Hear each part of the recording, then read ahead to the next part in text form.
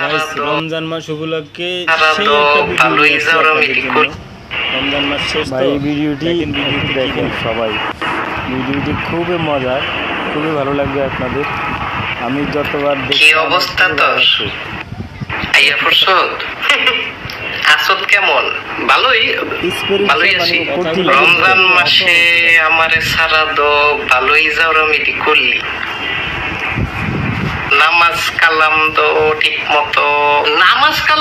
ঠিক মতো পড়ার চেষ্টা। তারাবির সময় ডাবে না খাইতে গেছি বন্ধুগুলোকে। ইফতারির পরে হ্যাঁ আবার যাই কিন্তু আগে যাওরামি করলে দোষ পড়ছে আমার।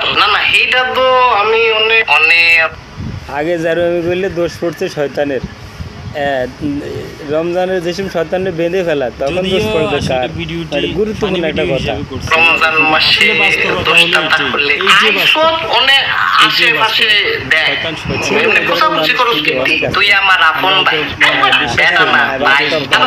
আবার কই ভাই ভাইয়া তুমি বুকে আসো ভাইয়া না ভাইয়া কথাটা শুনো তুই দূরে থাক তোমার কপালে একটা সমাধি থাকবে না।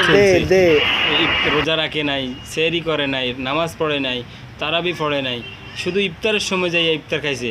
বুঝছেন শয়তানের কাম তো হইলো এইটাই। ঠিক আছে নি?